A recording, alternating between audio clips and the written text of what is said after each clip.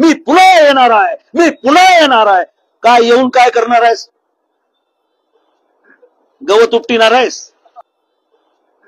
गवत उपटिणार आहेस? येऊन काय करणार आहे? मी पुन्हा येणार आहे आणि धनगराचं आरक्षण देणार आहे, आणि धनगराचं आरक्षण देणार आहे असं जर तू म्हणला असतास तर तू मरेपर्यंत गादीहून तुला कोणी हटविलं नसतं. मुख्यमंत्र्याला प्रश्न आहे, घटनेच्या 15 आणि 16(4) कलमनुसार 342(1) कलमानुसार तुम्हाला 2 ओळीचं पत्र देता येतं की आरक्षणाच्या तत्वामध्ये ज्या परिपत्रकामध्ये धनगर लिहिले असेल ते धनगर असे वाचावे. ते 2 ओळीचं पत्र तुम्ही राज्यपालाची सही घेऊन अध्यादेश म्हणून जाहीर करू शकता. तुम्ही मायबापाचे इमानदार असाल तर आरक्षण मिळेल. म्हणजे जिथं तिथं आपली गाडी लेटच आहे. काय मागणी आहे आपली? की आम्ही एसटी प्रवर्गामध्ये 36 नंबरवर नोंदवलेले आहोत आणि आतापर्यंत आम्हाला आरक्षणाची अंमलबजावणी झालेली नाही. गंमत आहे बघा, सरकार जे फडणवीसाच्या सत्तेवर आहे त्या फडणवीसांनी देखील हे मान्य केलेलं आहे. 2014 मध्ये बारामतीला मोठं आंदोलन झालं. आपल्यापैकी बरेच लोक आले होते. त्या आंदोलनामध्ये विरोधी पक्ष नेते म्हणून फडणवीस आले.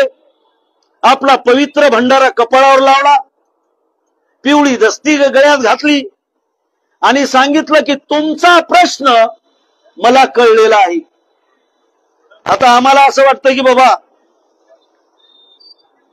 फडणवीसाच्या परंपरेतल्या माणसाला एकदा कळाल्यावर ते पक्कच कळते काही. आम्ही अडाणी माणसं आहोत, मेंढराच्या मागे जाणारे, गावकुसातली कामं करणारी माणसं आम्ही. पण फडणवीसची परंपरा तूप भाताची परंपरा आहे, शिक्षणाची परंपरा आहे. आमच्यासारखी मेंढपाळाची, आमच्यासारखी कुणब्याची परंपरा नाही.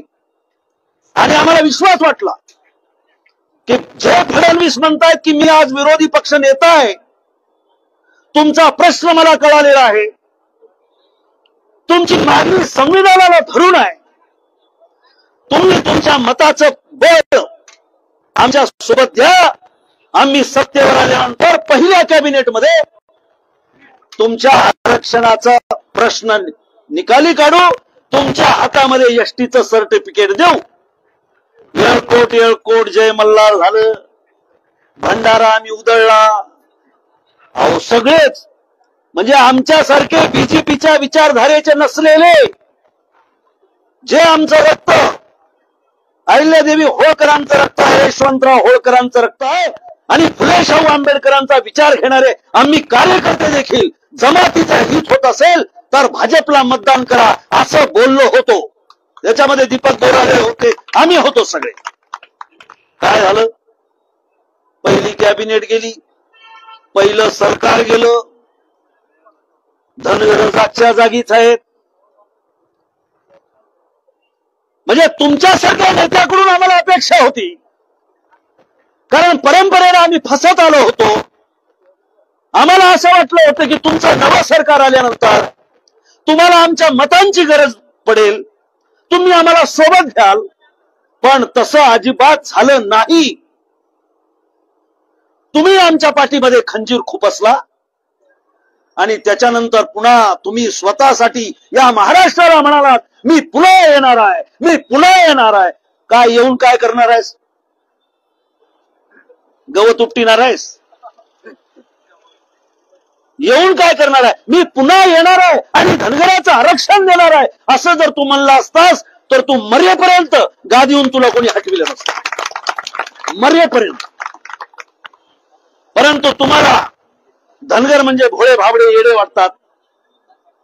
ते आक्रमकपणानं पुढे येत नाहीत.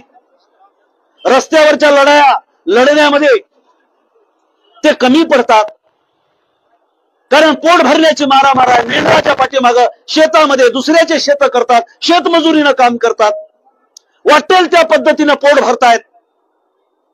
अशी माणसं काय त्रास देणार आहेत? आणि त्यामुळं बांधवांनो, आपल्याला 2017 मध्ये 49-19 नंबरची आपण याचिका दाखल केली. आपल्यापैकी काही मंडळींना, सुशिक्षित मंडळींना माहित असेल.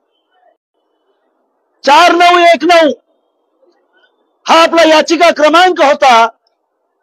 आणि त्यावेळेला सरकारनं एक ऍफिडेव्हिट दिलं, Dhangar is not existence, Dhangar is existence. या महाराष्ट्रामध्ये धनगड नावाची कुठलीच जमात अस्तित्वात नाही. आहेत ते धनगर आहेत. कोण म्हणले? यशपाल भिंगे म्हणला नाही, दुसरा कुठला नेता म्हणला नाही. महाराष्ट्राच्या मुख्यमंत्र्यांनी ऍफिडेव्हिट सर्वोच्च उच्च न्यायालयामध्ये दिलं, लेखी स्वरूपामध्ये दिलं.